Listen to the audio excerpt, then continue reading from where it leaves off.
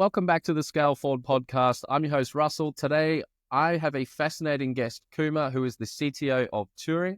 Turing is revolutionizing R&D by integrating AI with domain-specific intelligence. They're helping companies bring products to market faster and more efficiently. Kumar, thanks for joining me today. I'm happy to be here. Thank you for having me. It's an absolute pleasure. Again, thanks for jumping on. So, like any good story, do you mind introducing yourself to the people, who you are, what you do, and tell us a little bit more about Turing? Sure. Yeah, I'm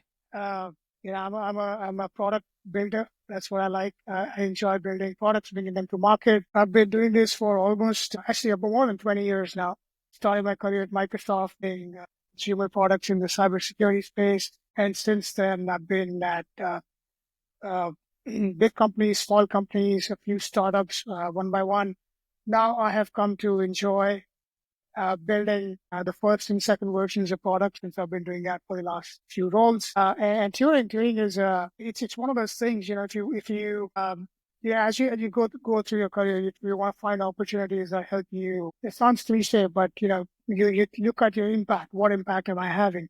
And it's one of the things that if you walk down a grocery store and you look around, and every product that you see was designed and formulated by scientists working over sometimes years-long process to build the product that tastes good or smells good, or whatever the outcome that you're looking for. And the mission of the company is to help our customers make better products faster and more efficiently. And better is a big deal, right? It's just clean labels to removing harmful substances like the recent ban in the US on red dye, or it could be you want to make an organic version of what you've been making, or you want to make something that's healthier so it has less sugar, or whatever the objective might be that makes the product better.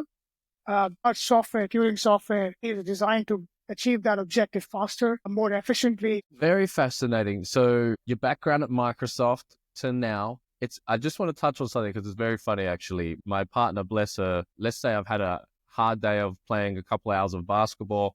She'll throw my stuff in the washing, wash it, she'll wash it again, and then she'll wash it again. And I often make a joke. I say, there's people that get paid millions of dollars to build this product, so it works just when you just do it one time. Okay, so Turing is designed to make engineers build products more efficiently. Can you break that down? How are they doing that? And the use of AI, right? You're using AI to help with this. Can you explain that in layman's term to me, what that even means? Yeah. So let's say you're making a box of cereal, right? Breakfast cereal. Breakfast cereal, you take in some grains, some flour, sugar, different kinds of food dyes. You might take in, if you want to make it fortified, you might throw in stuff that has vitamins and minerals and whatnot. So, it's not just those ingredients being thrown together in a mixing bowl and you kind of make it at scale. To make some of these things, you have to really figure out what are the specific percentages of these ingredients that need to come together into a formula. So that's how you put it together. So if you have too much of something, then it might taste bad, or it might be toxic, or it might not last long enough on the shelf. So there's a lot of outcomes that these R&D scientists have to do, ensure so that they are being truthful to the labels that we put on the boxes. The box says this is the healthiest cereal out there. That means that it needs to be defensible. It needs to mean that the formulation, the recipe that was created it's doing what it's promising to be. And then, if you're operating in a particular country, you might want to adapt it to the taste buds of that country, or the regulatory issues, the considerations in that country or region. So this entire process of creating or recreating products, especially food products, if you think about things that are based off of crops. So if you have a crop that's coming out one year, and then another version of that crop comes out the next year, how do you ensure that your product tastes the same year over year? The major ingredient is changing. So in that scenario, what you're trying to do is ensure that your outcomes that you have defined are the same year over year. So it tastes the same, it feels the same, the texture is the same, the consistency is the same. So if you think about this, is a very complex problem because you're dealing with ingredients that are changing year over year. So how do you ensure that you keep it same year over year? It's a very complex problem. And what Turing does is it uses any experiments that you've done as a CPG company in the past, and it could be in that actual product, it could be a related product. Whatever the data is, what the Turing product will do is it'll extract those patterns and it'll figure out how to predict how a new recipe will perform in the real world. And performance could be based on these things that you're looking for, like taste and consistency and so on. And what we do is we basically train a machine learning model that looks at your historical data. It looks at your domain expertise. We come into our software and tell us what matters to them. And we use that to train a model and start producing suggestions through basically an intelligent search. In the universe of billions of possible formulations, we find the ones that are going to meet your objectives the fastest, and we suggest them to you. Our customers can download them, test them in the lab, and then if it works, take it to market.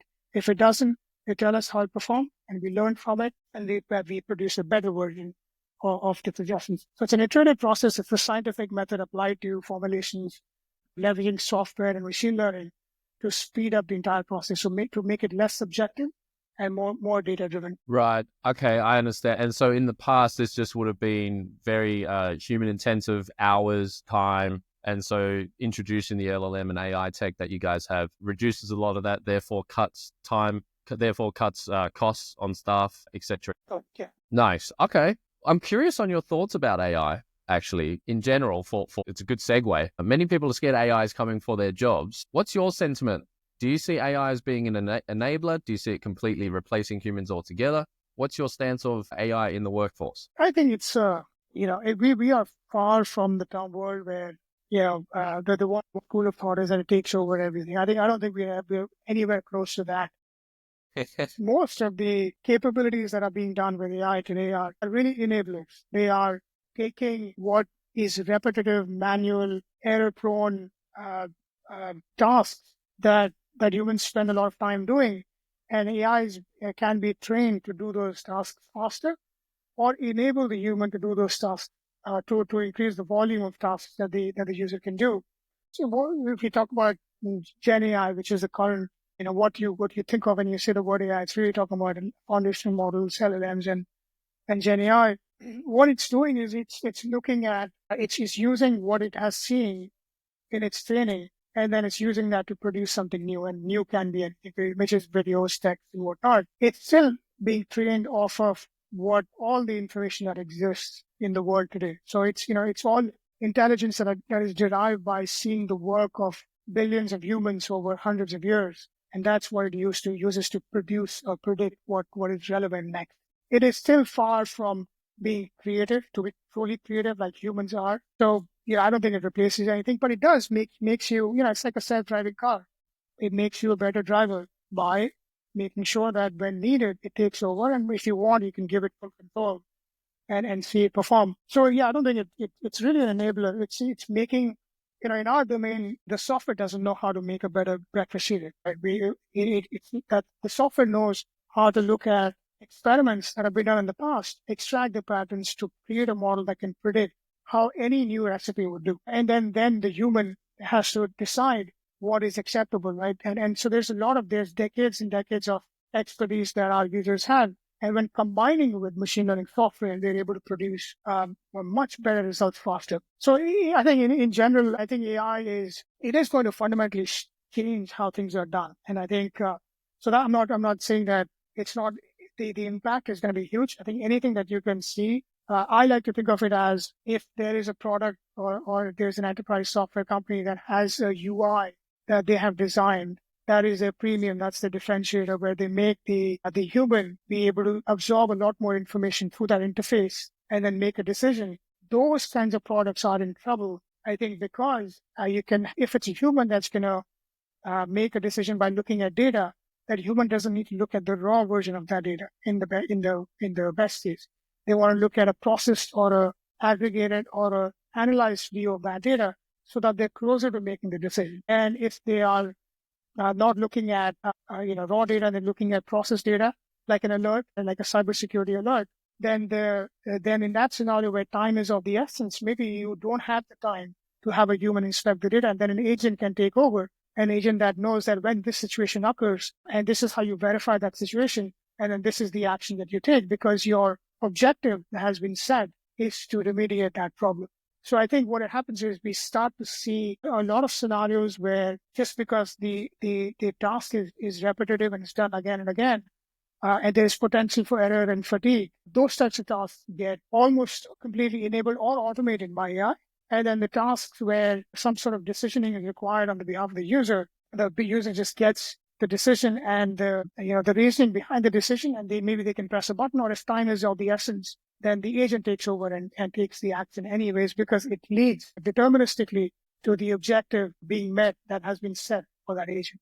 So it does helps users and employees focus on more critical and more creative tasks, or tasks that haven't had a predefined answer, that haven't been solved earlier, so haven't been solved before. Whereas all this routine, deterministic tasks that there is if this then else, if then else, those types of tasks and decisions are automated through agents. Yeah, I would echo that almost entirely. And to summarize, you make a very good point. It'll just do all the stuff that it already knows, and it's automated, and humans will be the more creative and prompting the AI and all those sorts of things. So I would echo your sentiment on AI, Kumar, for sure. Can we circle back to Turing?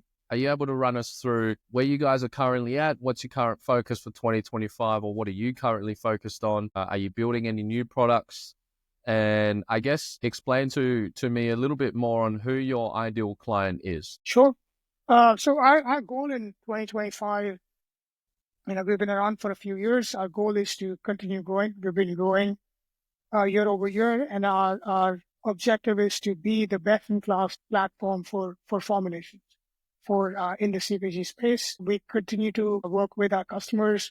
We figure out the pain points. We look at where software and intelligence can add the most value, and we continue to, and that's what our roadmap is made up of. We're going to be working with a lot of new customers this year, much larger in scale, in different domains and in different industries. Yeah, it's going to be an exciting year. There's a lot of stuff that the growing pains that companies have when they scale to a much larger number of customers with more complex operations and environments. It's definitely it's obviously a huge part of the growth of the company. But from a technical perspective, from a building perspective, I think that's what you always look for once you build the initial product, is scaling it to a larger number of customers, a lot more diversity of use cases. That continues to push you to force you to expand, to make edge cases part of the product, and then discover new edge cases that help you address more use cases and more scenarios in the market. Where are you finding the biggest demand for Turing is right now? You say new domains. Do you have one that pops up in particular? Well, currently we're focused on in CPG in the CPG space. I think and that's what we'll be focused on for the rest of the year. There's literally thousands of companies across the world that make food and beverage items, that make personal care items, they make household supplies. You mentioned detergents, so there are things in every household that go through a process of formulation. So, if you walk down the middle, 10 aisles in any grocery store, every product you see on the shelf is a potential. I mean, it was created through a process of formulation, and thus it's a company that could leverage Turing and be more productive and effective in bringing new products to market, in making existing products better, or just competing better with their competitors if they want to launch something new or improve their product to go compete with a certain competitor that they've earmarked. I think so. That's going to be the focus for us. In the future, there are other domains that we could go after, but that's right now we're focused on CPG. And I mean, it's such a huge market that I don't even think that we need to go beyond this. Yeah, you probably don't need to. So no specific geography either, global? We're working with customers. We have customers in Europe, we have customers in Latin America, in the United States. So no, there's no restriction. The software is ML based. It uses data and numbers. It's very easily able to work in in any country, any category. And that's the beauty of the software, is that as long as you have data that says this is an experiment I ran with this recipe and this is how it performed, we can work with it and start recommending better suggestions for formulations in that category. So we're not limited to categories or geographies. Our software can be localized to almost any language as needed. As we see those requirements, we'll keep releasing different versions of the software. But the good thing is that the code is built to work definitely within CPG, but even beyond, and then maybe in future years we look at that expansion. Yeah, I imagine some languages are a bit of a challenge. Thai being one of them. I'm yet to find an AI that does really well at translating Thai. It's getting there. Okay, let's shift. You mentioned there's for 2025 there's some growing challenges. What do you think one of those biggest challenges are, and how do you think Turing is positioned to solve them so that you can grow towards your goals rather than being bottleneck? Yeah, the challenges are typical with any enterprise software. As you go deeper into the market, you start to see use cases that you might not be handling currently, and you have to add them to your roadmap. You start seeing more diversity of IT environments that you might not have experience with, so you have to adapt to that. You might start to go up market. Suddenly, you might find yourself with a customer that's potentially going to run these kinds of formulations, but across hundreds of categories simultaneously. So there are different levels of different types of scale with the number of users, number of concurrent formulation projects. It could be geographic location, so you have to run a 24/7 or 24/5 support model. So all sorts of challenges with going with deeper into going up market or going.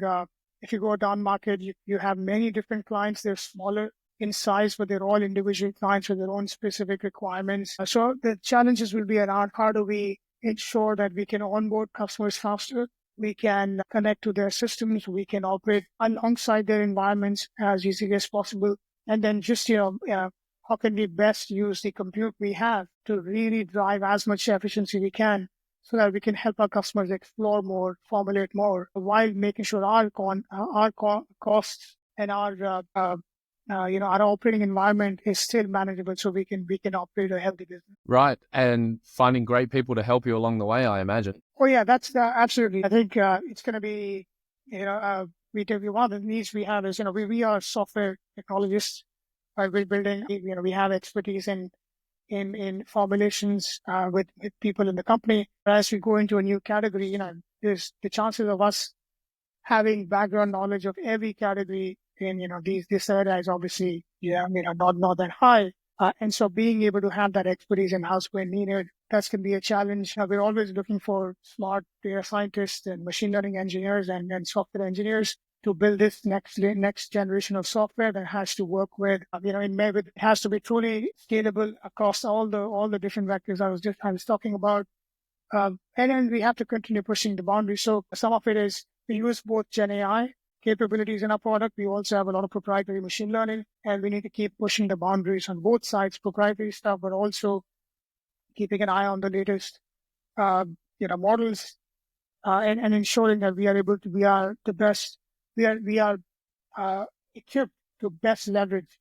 those new models for what they work best on. So if it's a reasoning scenario, DeepSeek can answer that it's better, and then Grok comes out and says it's better. How do we ensure that it works best for our users and our customers and our categories that we operate in? And then how can we easily pick and leverage the right technology for the right use case? Building that agility is going to be critical. So we're always looking for people who can help us push the boundaries and keep ahead of the competition. Which one is the best?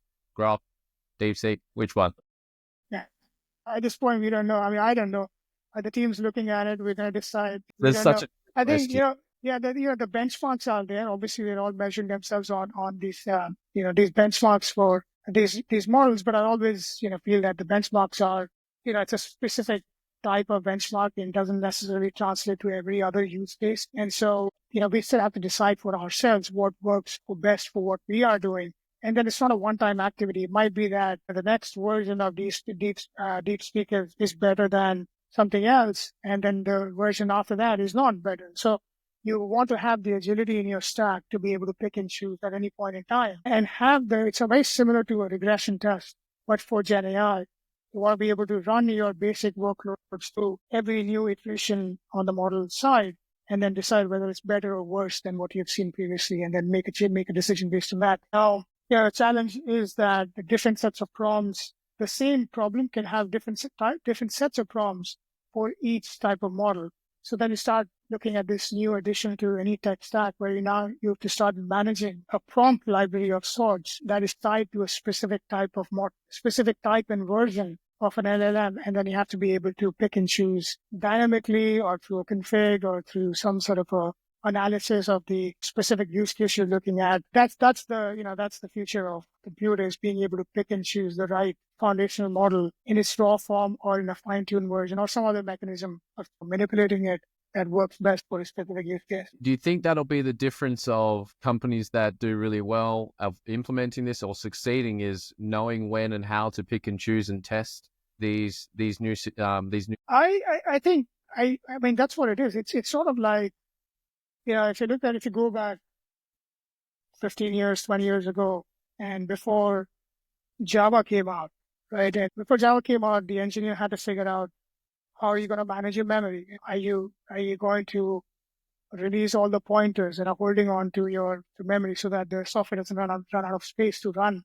And then Java comes out and suddenly you don't have to worry about that. You don't have to worry about loose network handles or pointers that are holding on to tons and tons of RAM. And suddenly you can focus on at a higher level in the application. So, you start writing the logic as opposed to dealing with the operating system. I think LLMs are basically, pre-built intelligence that's not now available for everyone. So it used to be that you had to train your own machine learning model to do your own predictions. For every use case, you have a different machine learning model. Now all of that you don't need to do that anymore. Now you have this thing that's pre-built, so you can focus at a higher level.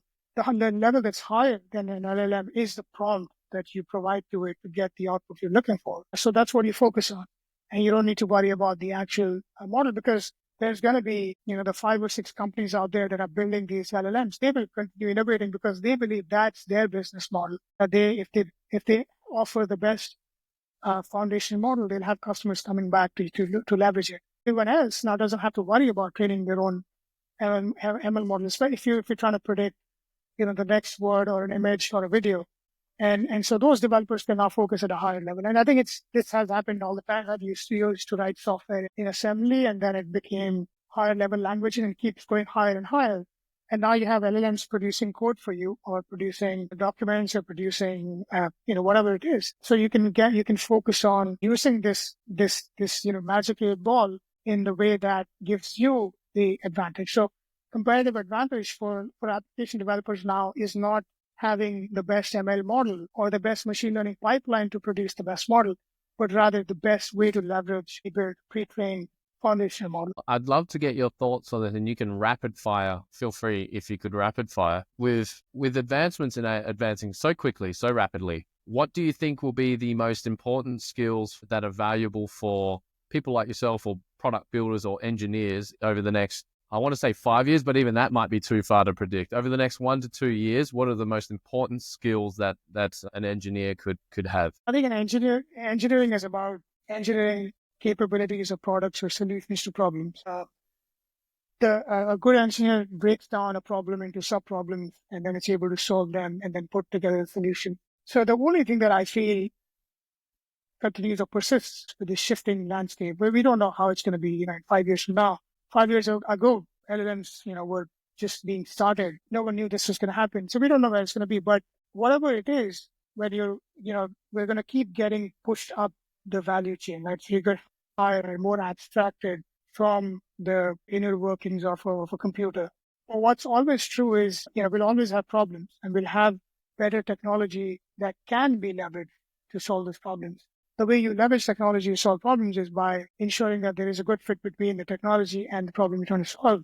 And that requires critical thinking, requires breaking down problems into sub-problems and analyzing the solution that can be used to potentially solve the entire problem. So that skill set, that true skill set that makes someone an engineer, which is engineering a solution to a problem, doesn't go away regardless of the technology. Obviously, you have to keep abreast of what's going on and how does the technology work.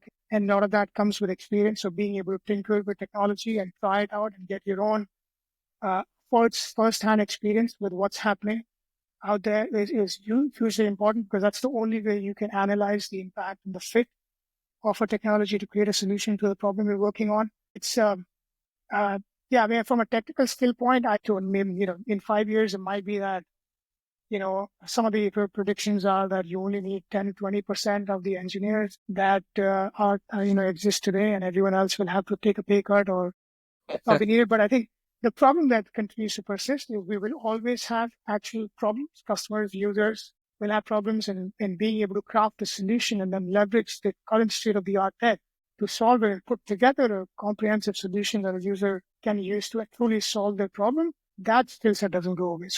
And that requires critical thinking, problem decomposition, and deep familiarity with the current state of the tech. Be a problem solver, to summarize. So Turing is a very remote friend. I know you're hiring for a couple of, you mentioned the roles at the moment. You guys are a very remote friendly company, right? Yeah. I mean, Okay. we're a small company, but we are definitely remote friendly. Yeah. So if you can touch on this, and if it's not really your domain, feel free to say, how do you maintain company culture with a remote workforce? It's very difficult to find and scale really good employees remotely. It's no small feat at all. So what's the approach there? Oh yeah, I mean, this is always top of mind. Running a remote company is different from, I mean, it's not easier, it's not harder, it's different. Maintaining a culture um, is culture is all about how you approach problems and how you deal with, I mean, every company, just small, has problems. We have problems in delivering on our commitments, problems in getting new customers, problems in building trust with our users, and solving for those problems requires, together as a team, requires transparency, openness, and just celebrating success and being objectively analyzing failure, which doesn't change whether you're remote or in person. But we do focus a lot on meeting every week, at least virtually, and then in person every quarter, traveling as needed. Obviously, it's part of it. Sometimes it's possible, sometimes it's not. But I think the focus is, creating a culture of openness and starting with trust. Right? And from my perspective, it's trust. The saying trust but verify.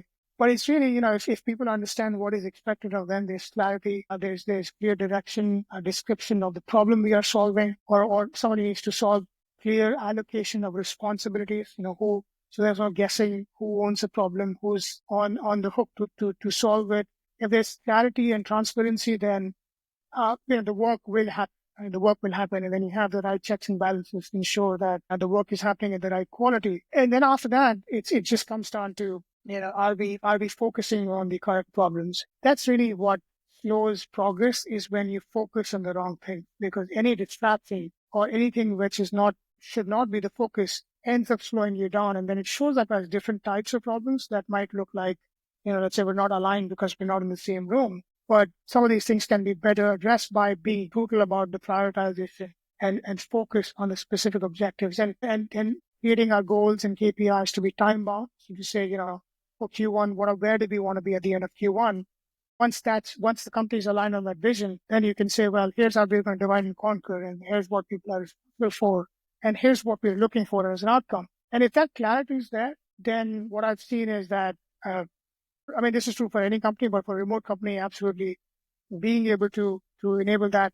You don't have to, I think how you design the work breakdown is slightly different in remote companies. You cannot walk over to the water cooler and have a 5-minute chat and figure out the interface between two components, right? That's not possible. So I think that's something I am aware of, is how do we allocate work in a way where the number of pairwise conversations, ad hoc or planned, that are required are minimized, because there's no natural or organic way of having those discussions. So you can design your work breakdown in a way where you want collaboration, but it's upfront, and then people can go, and then work on their pieces by themselves, and then come together again when things have to be connected. So it's very similar to how, large teams operate in an organization, or large open source projects work. People on open source projects rarely meet. I mean, they're generally different parts of the world, if not the country. And, but they still manage to work and create massive, like Linux as an example, right? You can create that with a completely remote team. So it's not that remote teams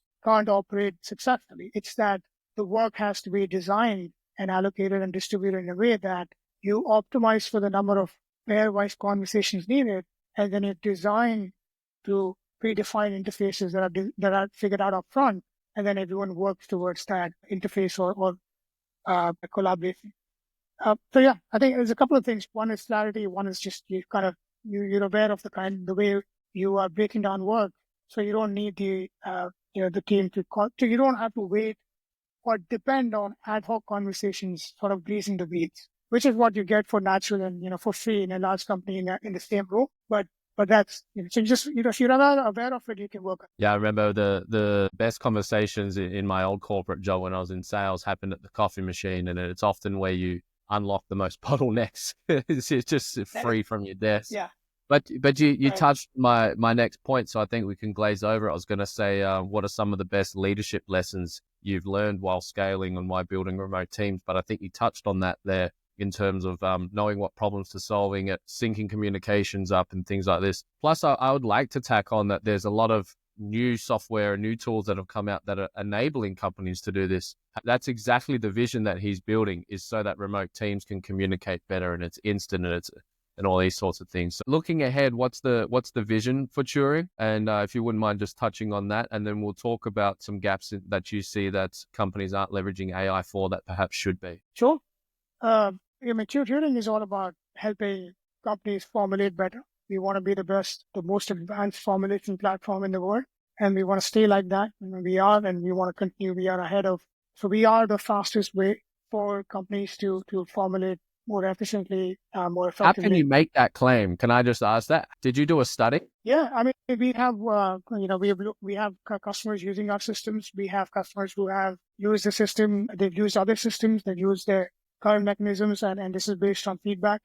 We are able to reduce the time sometimes from years. In the past, what has taken for years, it takes months on our platform. We are leveraging, the latest technology to plug in the gaps and address the issues that could the current formulation process takes, and that's how we can reduce the time. So that's the most demonstrable. Obviously, we cannot predict, that a breakfast cereal will sell billions of boxes. We can't make that claim. We can reduce the time it takes to achieve the same objective, which means that you have more opportunities to iterate in the same time frame, which means your chances of getting a better product are much, much higher.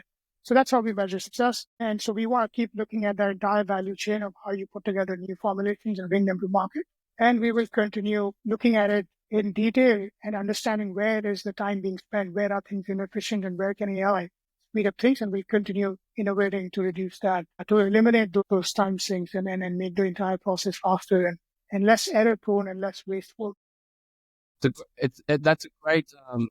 Yeah, sorry. Yeah, I was going to say it's a great segue. You mentioned looking to where we can integrate AI. What are some of the areas that you think other companies could be integrating AI in ways that they aren't yet today? The obvious answer is on the internal operations of a company. Right? There's enough vendors and startups out there applying AI to customer support and service and operations and marketing and sales. And so that's there. Right? I mean, there are these tools, and you want to find the tool that works for you and leverage it. If you're not leveraging it at this point, I think there's enough out there that if you're not leveraging these tools to make the time, write better code, write better specs, write better marketing collateral, do better campaigns, source leads better. All of these things are already possible today with AI-powered tools. So one, if you're not using them as an enterprise, you should be, and that's basically a no-brainer at this point.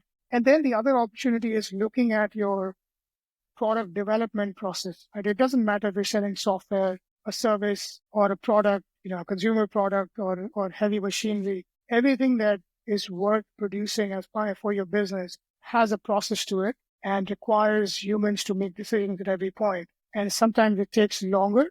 Sometimes it creates a lot of waste because you make mistakes and so if you look at all these buzzwords, predictive maintenance, predictive scheduling, all these things apply the concepts apply to any product development process. So, if you're selling airline tickets and you're operating an airline, you can leverage AI to figure out how do you, the same thing, how do you sell, market, support better, but also how do you design better scheduling because that's what drives, the efficiency of an airline is how much time can the plane spend in the air versus on the ground. So you can apply, you can leverage, if you're collecting data, you can analyze that data and leverage AI to figure out how you can make your top of the line grow by being less wasteful and more effective in your product development, no matter what the product is. That's the part that's a little harder for companies to think through because it's different and there's you have a lot of vendors doing the operational application of AI, sales, marketing, customer support, and so on.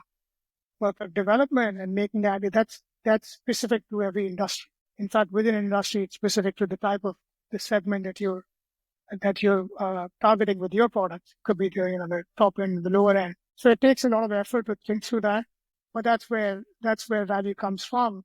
And it's not even about are we there yet to apply AI to a product development. Probably at this point it's a race. And if your competitors figure out how to build better airplanes than you can, or better engines than you can, or better cars, or whatever product you have, then you are going to be losing that race. So a company should be figuring out in their value generation process what steps are time consuming or error prone, and is there enough data that has been produced? If not, let's start collecting it so that we can apply machine learning to predict what pattern you're in, so that you can understand what will likely happen and how you can leverage that or address that. And that requires every industry and every company in-house development and thinking to create that understanding.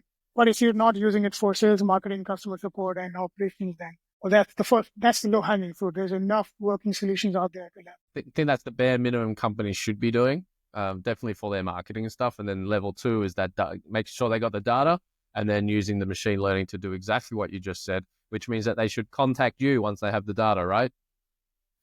So I'm happy to help as needed. Yeah. All right. I think that's been great. Before we wrap up, I want to give you an opportunity to let the listeners know where they can get more information about what it is that you guys are doing and how to keep up with what you're building.